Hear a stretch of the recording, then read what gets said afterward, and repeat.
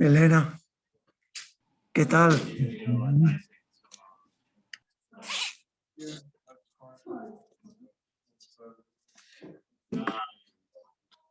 I'm going to use this so you can hear me when I walk over there. And when I walk over there, you'll notice that my voice kind of goes out and you can't really hear me anymore, can you? So I'll use this. I'm going to try and show some videos, so I have to switch audio. You guys have to tell me if you can hear the audio or not. So in fact, I can hear you right now.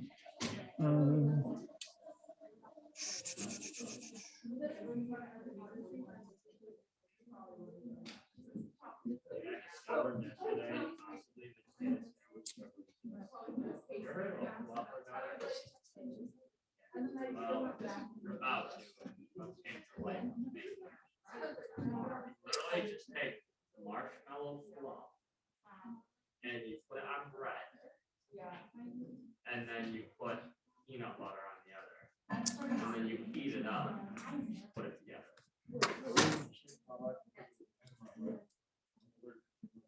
Oh.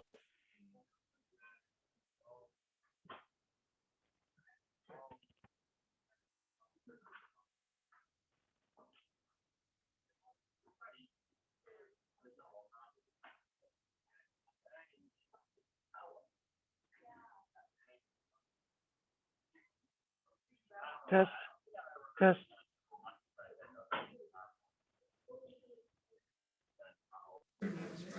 Test. I never had somebody. You never had somebody.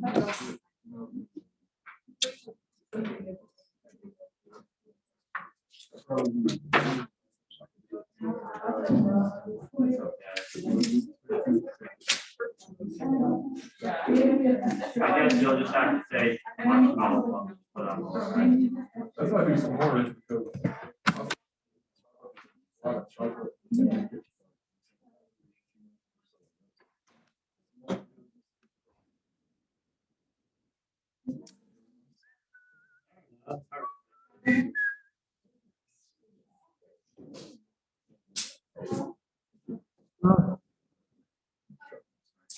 Can you hear me?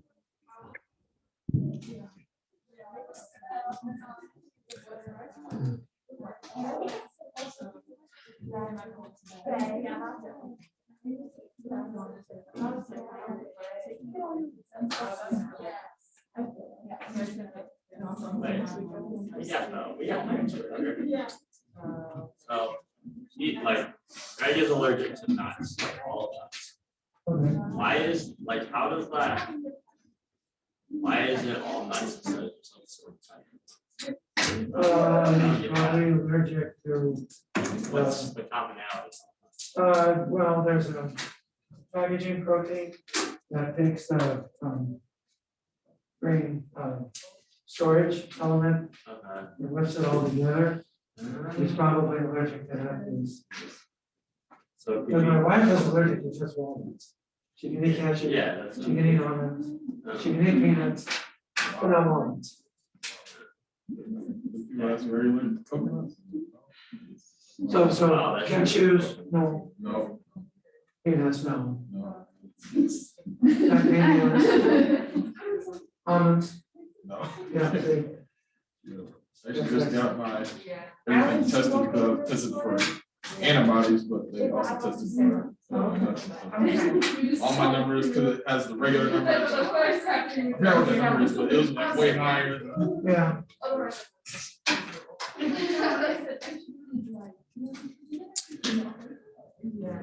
Okay, gang, we'll do the quiz first. So there'll be a lull, and then I'll just if you're coming back on Monday, take the quiz from Mrs. Schaefer. If you're not, I will email it to you. All right?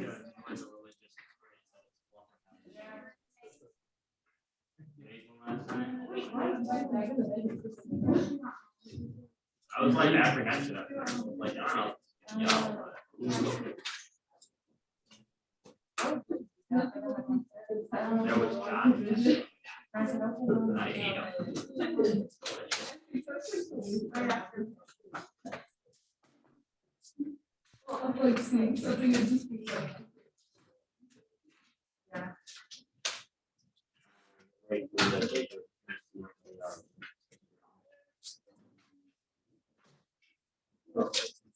Okay, done. What? Lola, I know. Lola, I know there's some good cooking.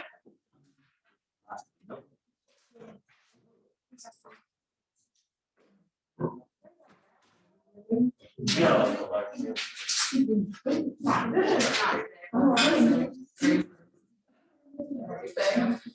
Large families equal good cooking. Dude, that's facts. I don't make shit about it. Cafeteria. This is a two-sided test. Please do both sides. If you need a model of the molecule shown, there's a model right up here. I can get you. Well, I just. Oh, that's on you.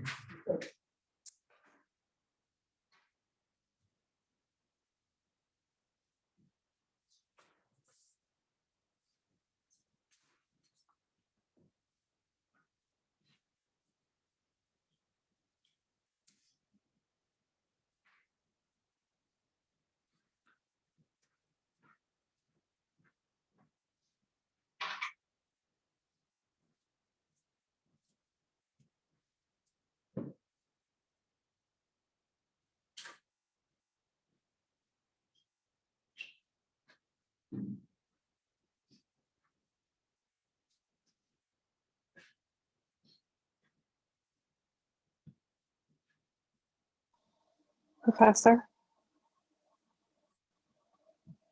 Yeah. It's definitely a lot harder to hear you when you walk further away from the computer.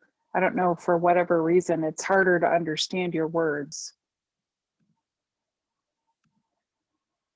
Okay, then maybe I'll try to stay closer to the machine. If I Okay, use the thank you. blackboard, that's another story. So, Okay.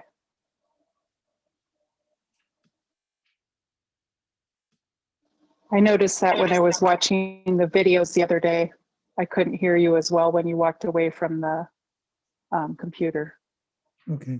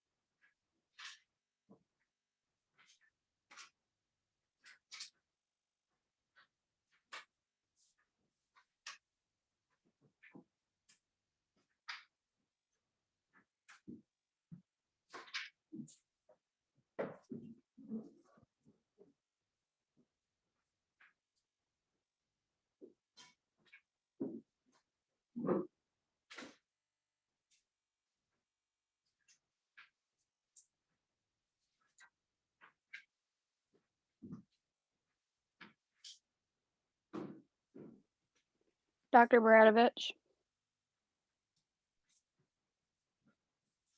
Yes. Can you email me the quiz, please? Yeah. I thought you were posting it. Thank you. Me too, please. I haven't gotten an email yet. Okay. Let's see.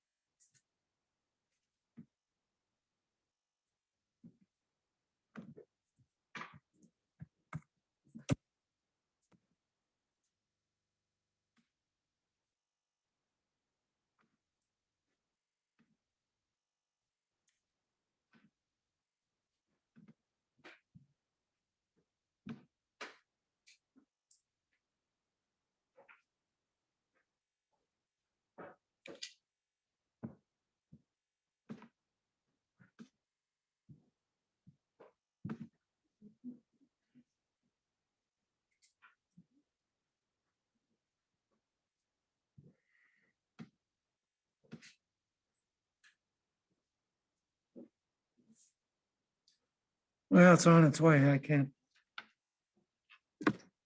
say it'll appear instantaneously, but it should come soon.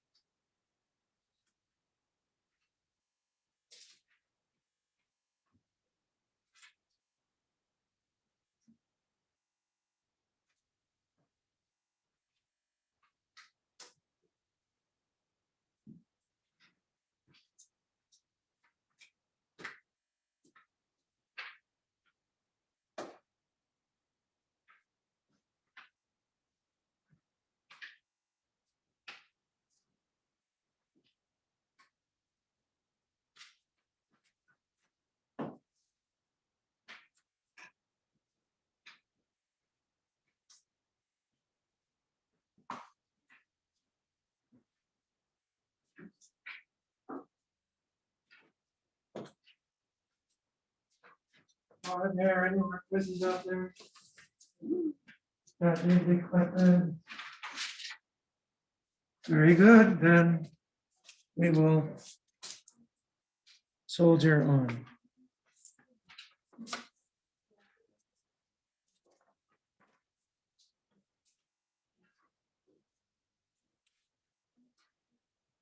Jesse, did you get it? You did? Okay, excellent. All right.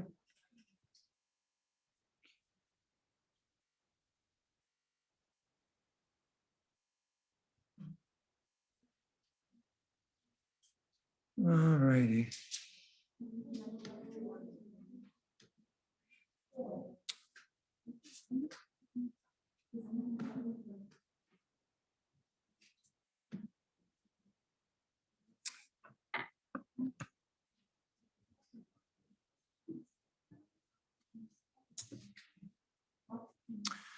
Okay, let's go ahead and review a bit from the signal transduction pathways we looked at yesterday. So we did this one without any sound. I think I have the sound issue solved. So please, can you kill these lights here? Yeah, it should be, yeah, there. There, that better? Okay, let's go ahead and view this video. Let's see if they can get the sound to work.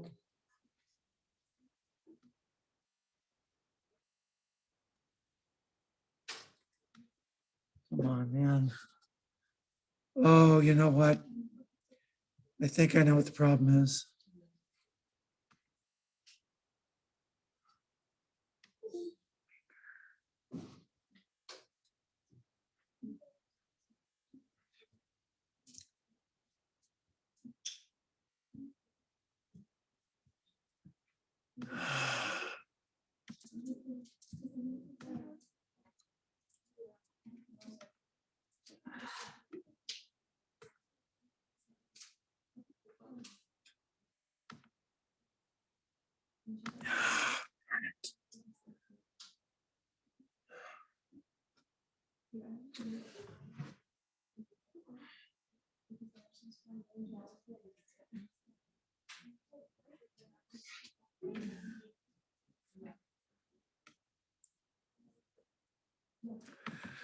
Okay, I don't know why the sound is not working. I came in early, I got it to work, and the sound now all of a sudden won't work.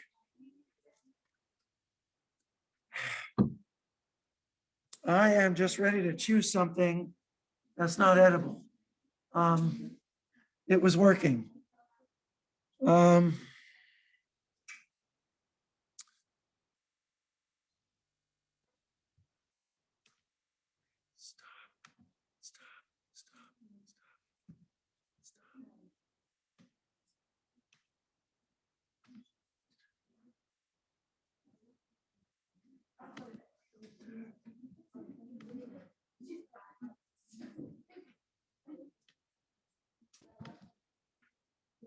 Okay, now let's try.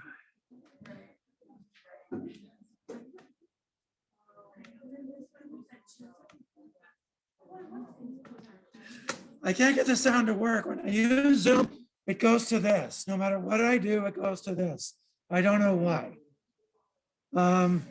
Okay, I'm gonna shut off, see now if the sound will work. There, that's the problem. For some reason, it shunts everything to this if this is on. All right, so here we go. Listen up.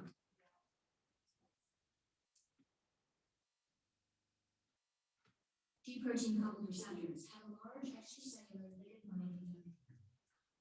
But an appropriate protein fit binds to the cell. The result is reaction. The distraction is the cell functions, which now activate the chimeric GTP binding or G protein.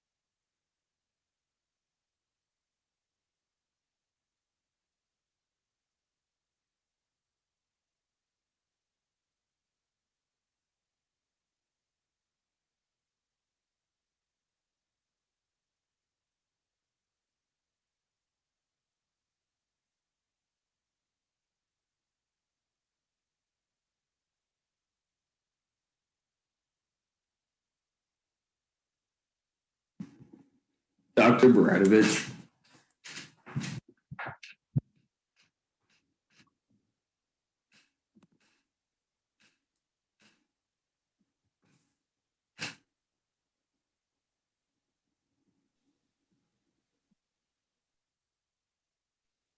Professor, I can't hear you.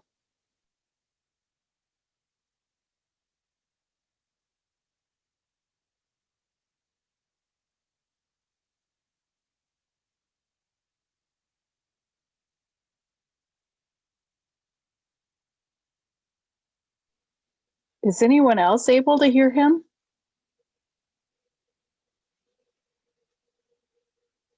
Professor?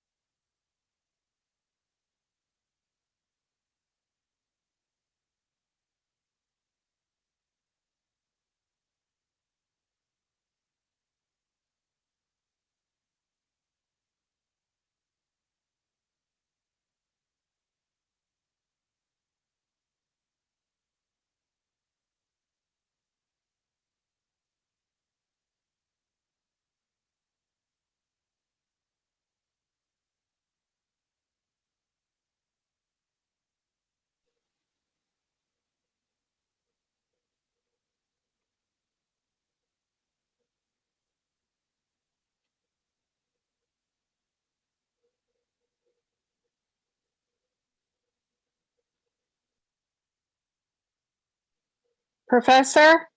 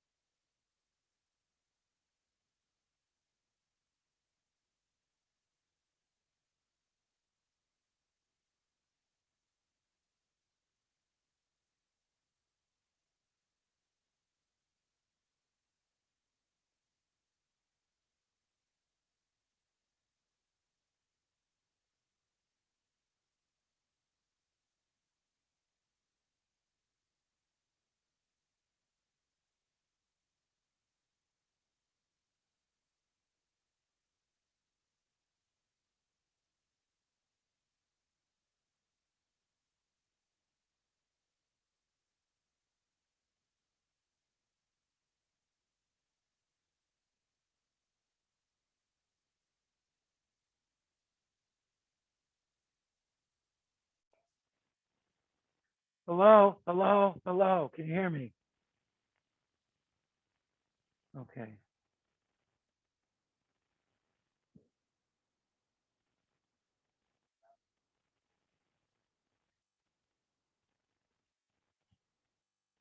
These wireless microphones are more trouble than they're worth sometimes.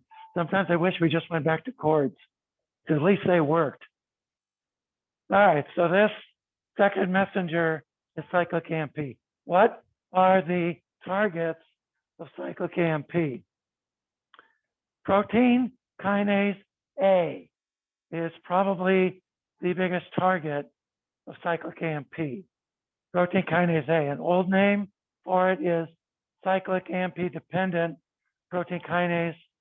When I was in graduate school, we used to just call it CAMP protein kinase, or the CAMP kinase, because CAMP conveniently says CAMP. Now it's called PKA, protein kinase A. So here's how protein kinase A works.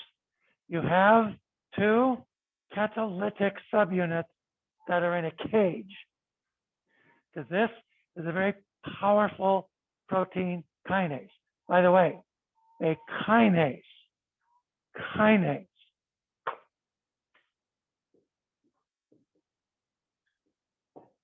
this is an enzyme that attaches phosphates to other molecules. So a protein kinase is going to use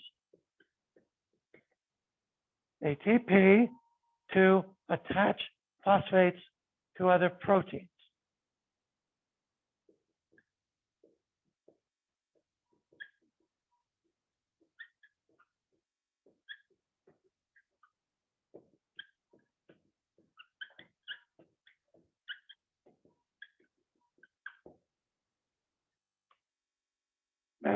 Can you guys see this all the way from back there? Is the blue okay, or should I use black? No, blue's good, okay. Some colors show up better than others. The green, forget it, you can't see it for saving your life. All right, so these two subunits are in a cage. How do we unlock the cage? It's in a cage made by these two regulatory subunits. When these regulatory subunits are bound by cyclic AMP, you unlock the cage. And now these catalytic subunits are now active. So cyclic AMP unlocks, frees, activates protein kinase A. Then what does protein kinase A do? Does a lot of things, but one particular thing it does is it will activate those enzymes that are involved with the breakdown of glycogen. Now, if you break down glycogen, that means you now have fast energy.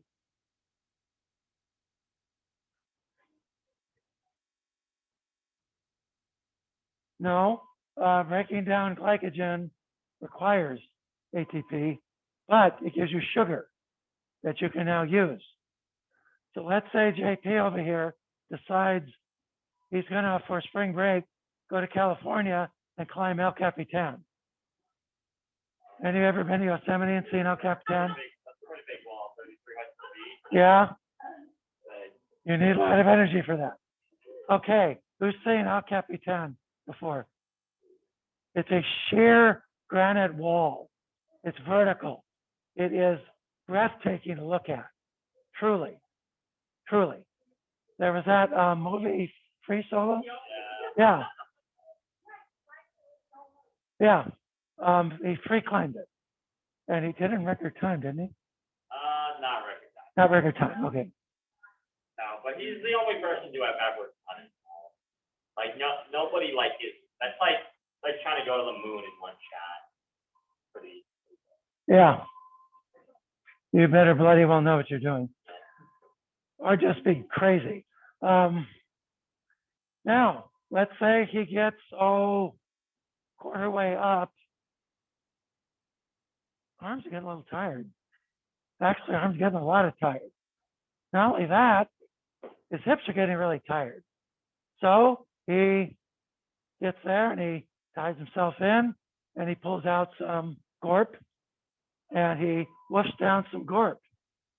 That gorp has chocolate chips, peanuts, sorry, Devin, and what else is in gorp? Chex, and what else is in it? Salty something, yeah, whatever. Pretzels, okay, goldfish, whatever. Thank you, Corinne.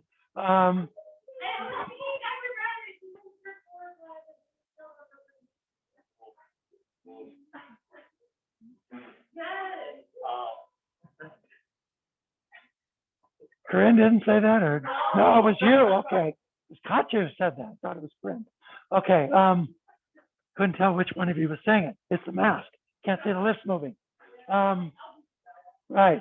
Okay, now this will be degraded to sugar. That'll give his muscles lots of extra energy. But then he gets just for the summit. Arms are getting tired again. Now his muscles are going to call upon muscle glycogen. Muscle glycogen. And muscle glycogen is going to be broken down to fast sugar so he can get to the summit of El Capitan and plant the SAU flag. And what have you, yay JP. All right, so this is an example of cyclic AMP helping him climb El Capitan. So if you don't remember this, just remember it's the El Capitan molecule. Okay. JP, you remember that one? There you go. Okay. Now, if your blood sugar gets low, you release this hormone called glucagon.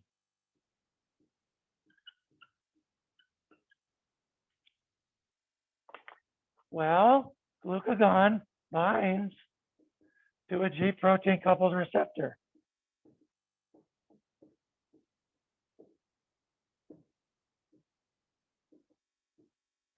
And that G protein coupled receptor is going to increase intracellular levels of cyclic AMP, and it's going to free up free glucose, except in liver, where glucagon does most of its activity. That glucose gets phosphate stripped off, and that glucose goes out into the circulation. That's what raises your blood sugar. In muscle, it stays in the muscle, and it feeds the muscle. So here is an example of what this second messenger does. Now, something else this does that's not on here, protein kinase A can actually enter the nucleus.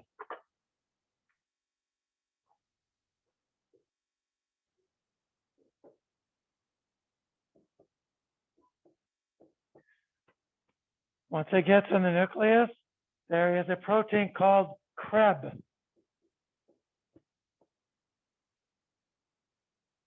And pKa will phosphorylate CREB, and CREB will now stimulate the expression of target genes.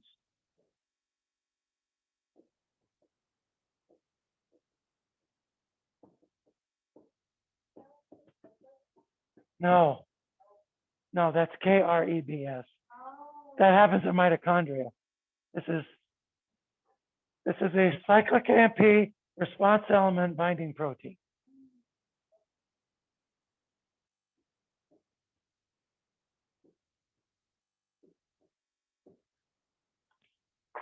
So, folks, consider this. An event that began at the cell membrane now culminates in a change in gene expression in the nucleus. That is the miracle of signal transduction. And with each step, you get amplification. This amplification takes a small event at the membrane, makes it a big event in the nucleus. There's a sermon illustration in there somewhere, but I'll leave that to your pastor.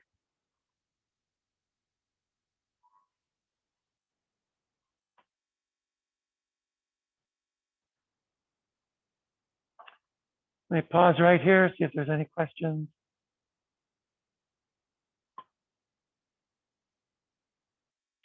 If none, we will move on.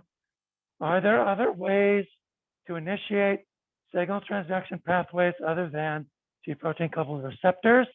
The answer is yes. There's another group of receptors called receptor protein tyrosine kinases. These are also called RTKs.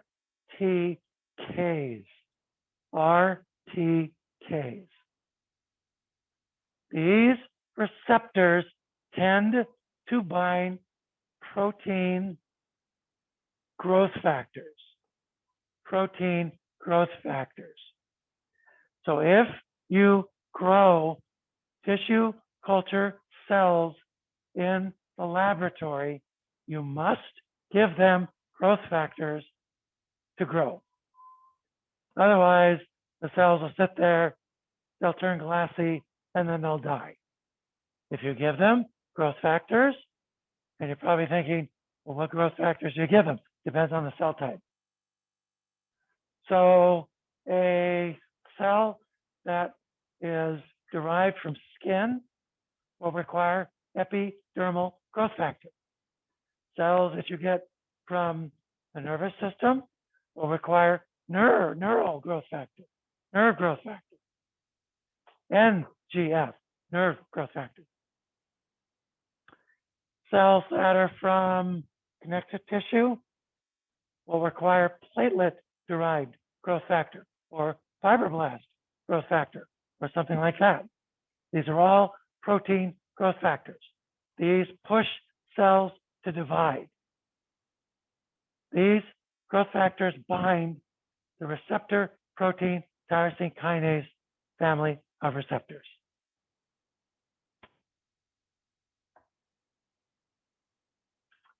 There are over 50 of these. You find these in humans and fish and frogs, and you also find them in sponges. You find them in coral and worms and fruit flies. You find these all over the animal kingdom, and you also find them in plants. But their structure in plants is a right bit different.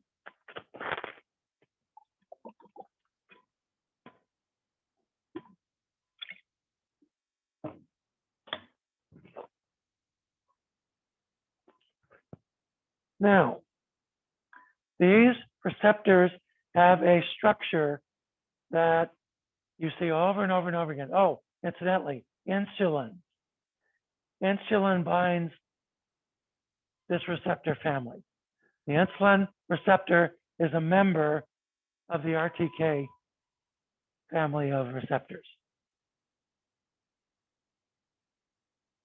So here is their common structure. Take a look at this with me, please. You have a piece that sticks to the outside. That piece that sticks to the outside will bind the growth factor. And that's the front of the protein, the amino terminus. Then you have a piece of the protein that traverses the membrane. That's the kind of middle-ish part of the protein. Then the back side of the protein is inside the cell, and this piece is a kinase. It's a kinase, but it's a special kinase. Why is it a special kinase? Usually, protein kinases will put their phosphates onto either serine or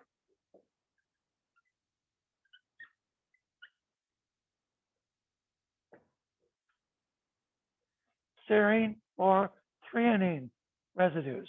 Those are different amino acids that will accept phosphates. This group is special, does not put phosphates on serine or threonine. Instead, it will put them on the amino acid tyrosine.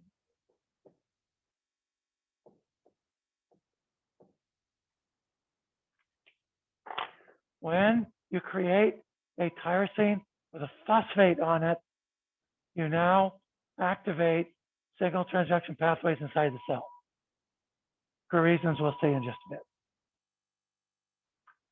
So this piece on the outside binds the growth factor. Piece passes through membrane. Piece on the inside is a protein kinase, but it's a tyrosine kinase, a tyrosine kinase.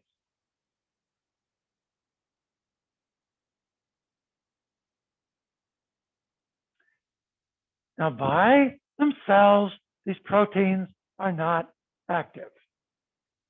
When do they become active? They become active when they pair up into twos. We call those sets of twos, we call those dimers.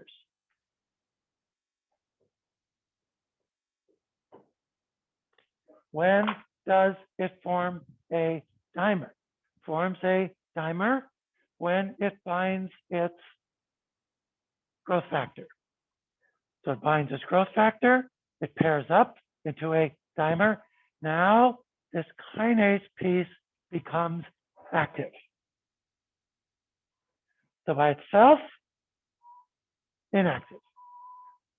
Binds its polypeptide ligand, pairs up, now it's active.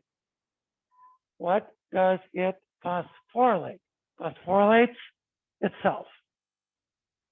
to have all this phosphotyrosine that's generated right here in the receptor. And this essentially will now activate a whole lot of downstream targets. Just pause right here, see if there are any questions.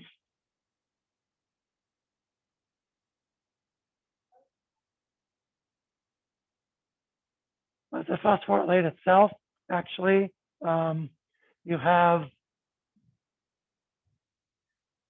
this polypeptide phosphorylates that one, that polypeptide phosphorylates that one. So you scratch my back, I'll scratch your back. That's kind of how that works.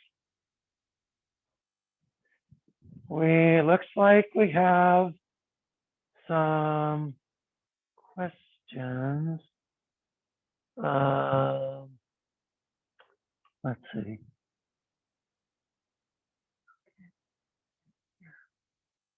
Professor, we can't hear anything. Okay, those aren't questions. Those are, you can't hear anything. Okay.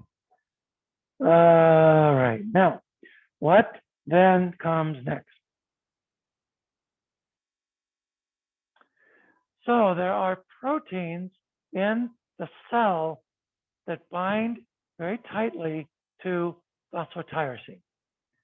These proteins have a segment called an SH2 domain, an SH2 domain.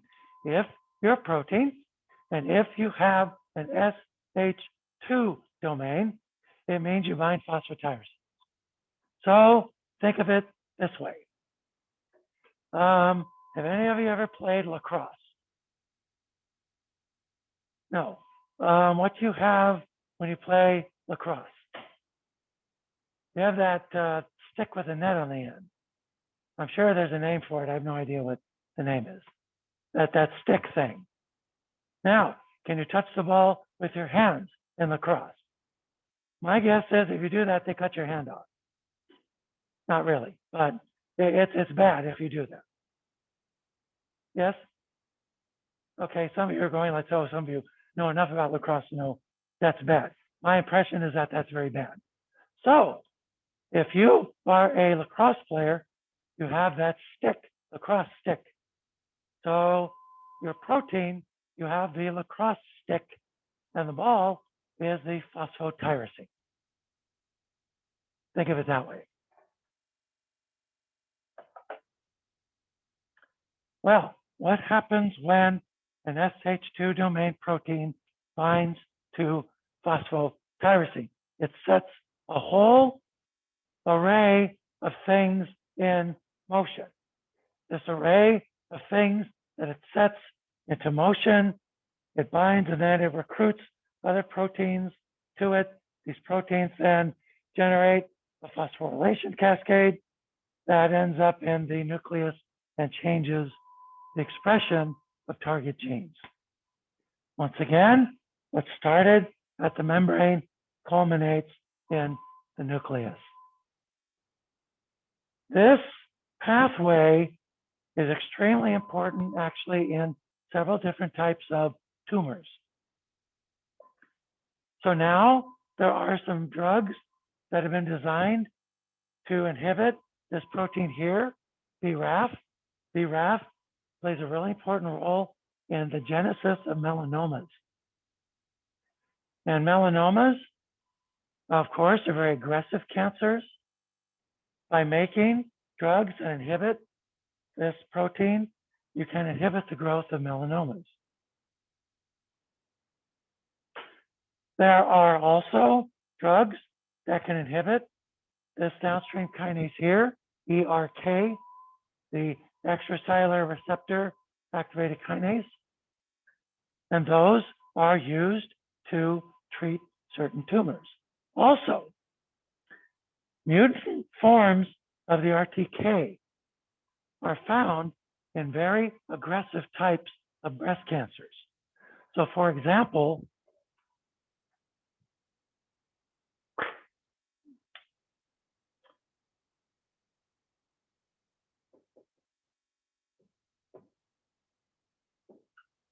The so-called ERB-B is a mutant form of the epidermal growth factor receptor.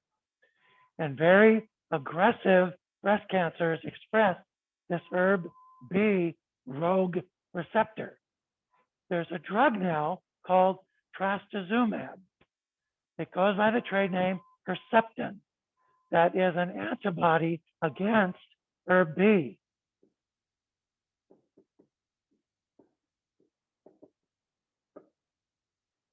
And Herceptin now can be used to treat very aggressive breast cancers that formerly were untreatable. Because we now understand these pathways and the role they play in things like cancer. Okay, let me pause there, see if there's any questions before we move on.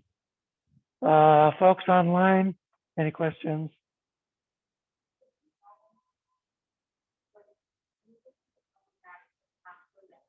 Yeah, the nuts and bolts about it, I don't need you to know so much, just the receptor binds SH2 containing protein binds phosphotyrosine, then a miracle occurs and you get changes in gene expression, basically.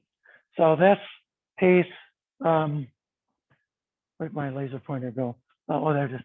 This piece after the binding of SH2 binding proteins, that's, yeah, blah, blah, blah. And the punchline is you get changes in gene expression.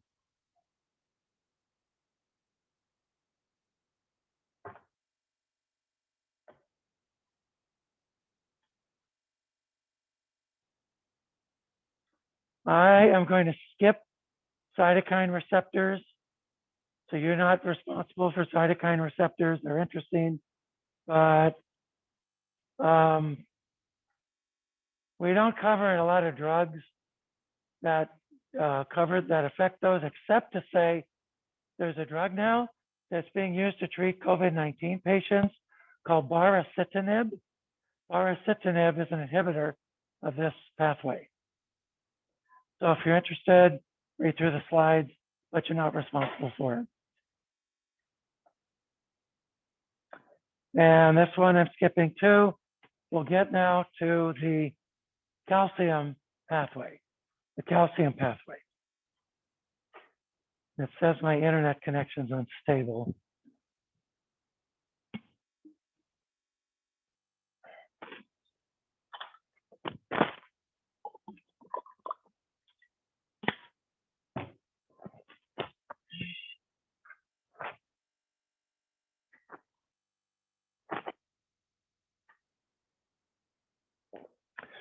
Now, calcium levels in cells are very, very low. The reason for that probably has to do with the fact that you have a lot of phosphate in cells, and calcium phosphates are notoriously insoluble. So consequently, if you change calcium levels inside cells even slightly, the cell will respond very, very vigorously. And there are proteins in cells that bind calcium and respond to even slight changes in calcium concentrations. So calcium acts as a second messenger inside cells. Should not be too big a surprise, I would imagine. Anyway, so there is a lipid found in the membrane. It's found in the inside leaf of the membrane, and it is called phosphatidylinositol. Phosphatidylinositol.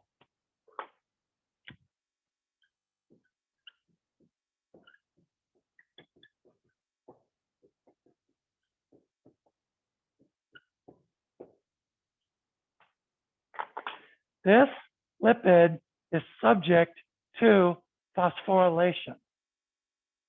And if you phosphorylate it, you now have this multiply phosphorylated phosphatidylinositol. And that bond between the lipid and the inositol, the phosphoinositol, can be broken by an enzyme called phospholipase C. Phospholipase C.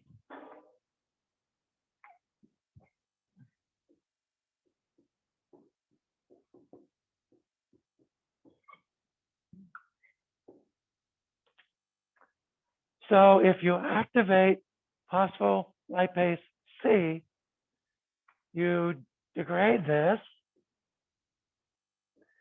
and you generate phosphoinositol, or so-called IP3. IP3.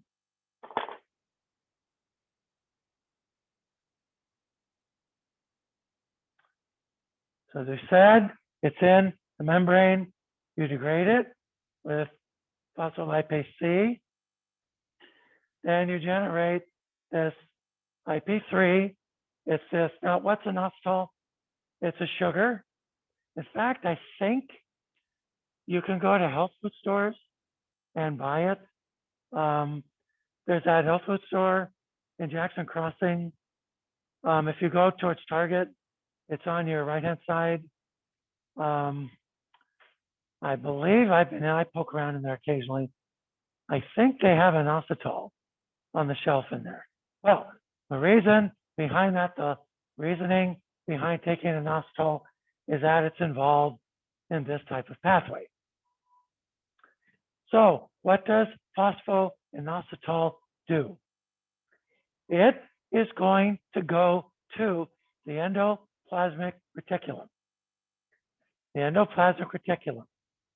The endoplasmic reticulum stores calcium. It stores calcium.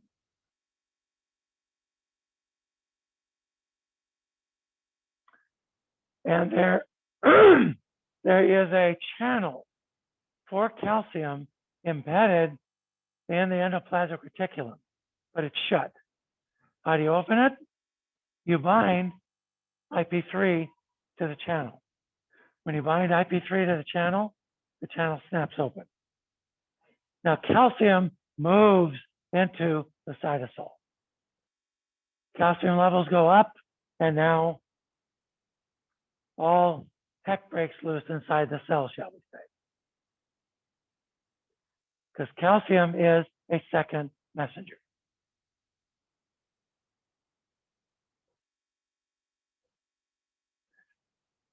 So one of the targets of calcium is a protein kinase in the cell membrane called protein kinase C. Protein kinase C. When I was in graduate school, we used to tell this joke that protein kinase C was the kitchen sink kinase. Because if you did experiments with protein kinase C, everything was a substrate for protein kinase C. It's a very, very active protein kinase, but these assays are done with cells that have been broken open. If you do the assay then in cells and you leave the enzyme embedded in the membrane, its substrate specificity now becomes a lot more specific. But this is a very, very active protein kinase.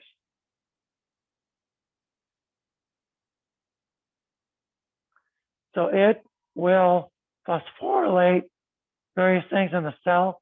One of the things it tends to do is to rearrange the cytoskeleton. By rearranging the cytoskeleton, you change the movement of the cell, you change the behavior of the cell, you change the way the cell is organized on the inside, you change lots and lots of things inside the cell. And so this is how you mobilize calcium. Also, and this will be important for several drugs we're going to look at. In smooth muscle, if you mobilize calcium, what happens to smooth muscle cells? They contract. You have a smooth muscle, that surrounds the blood vessel, and you activate calcium signaling inside those cells, what are they going to do? They're going to contract, and the diameter of that blood vessel is going to go from big to small. So this particular signaling pathway will be important for a couple of the drugs we're going to, well, several other drugs we're going to look at.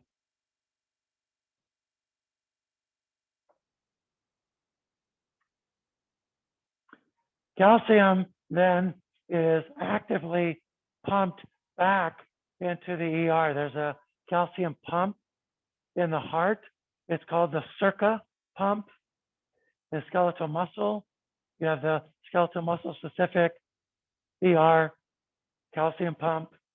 In other types of cells, you have a different type of pump, but these pumps exist. They're ATP linked. They're very active, so that calcium change is transient. Doesn't stay high for a long time.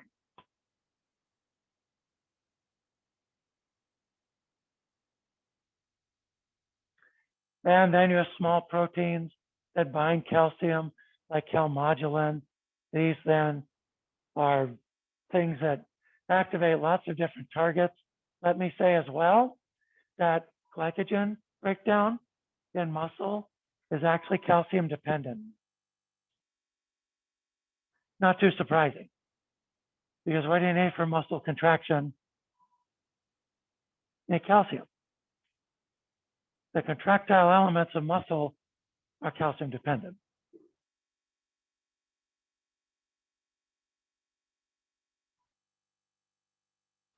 And there are several kinases that require calmodulin in order to work. So lots of things end up happening when your calcium levels go up inside the cell. So this is an important regulator of events inside the cell. This is just meant to network and show you some of the things that are activated when calcium goes up inside cells. This is from a review that was published in Journal of Biological Chemistry in 2004.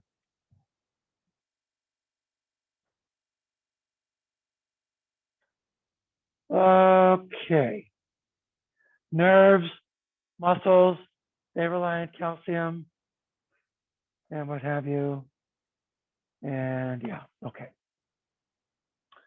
All right, now we'll end with this.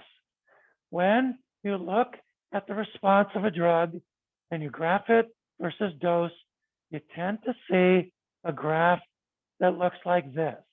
Tends to be kind of hyperbolic in its appearance, tends to get to a high where you could give more and more and more and more drug and you're not going to get a higher response. So it asymptotes at a certain point. The concentration at which you get half the response is called the EC50. The EC50, half of the effective concentration, the EC50.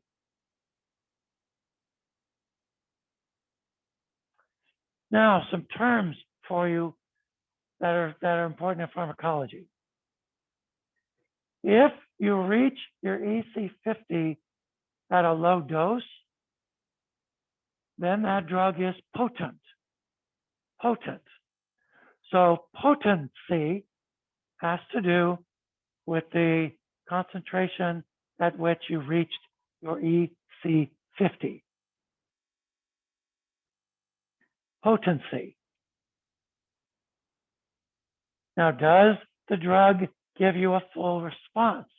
Potency says nothing about whether or not the drug gives you a full response. So, drug B here, does it reach its EC50 before drug C? Yes. B is more potent than C. B is more potent than C. However, C will give you a full response. B will not. Therefore, C is more efficacious than B. So potency, efficacy, two different things. Efficacy refers to the full response. Potency refers to the dose at which you reach the EC50.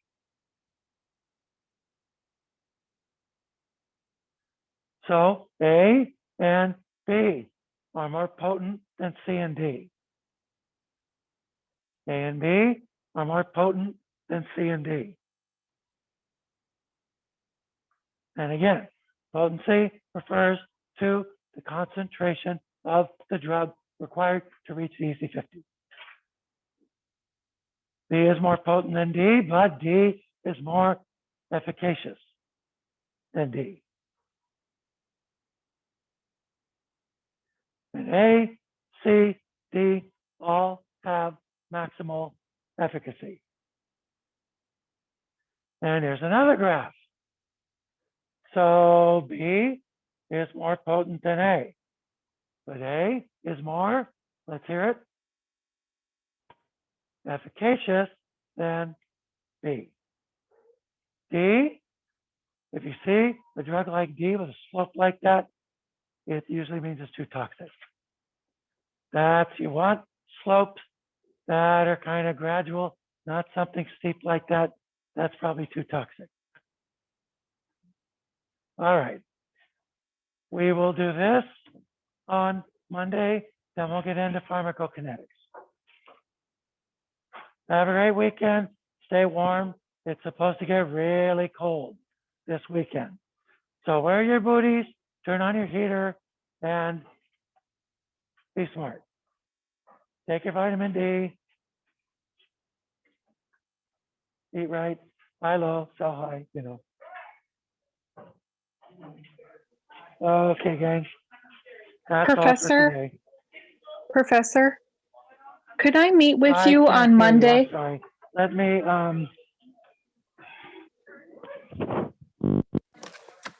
Okay, let's try that. Can I meet with you on Monday sometime? Oh, yeah, sure. What does your schedule usually look like on Monday? I have a class that goes until 12. I can meet After you that, I'm available. I can meet you after my 12:20 class at 1:30. I'll meet you at 1:30 then. Thank you so Okay. much, Very Professor. good, All right, very good. bye-bye. Hey. Hey. Okay, let me do this.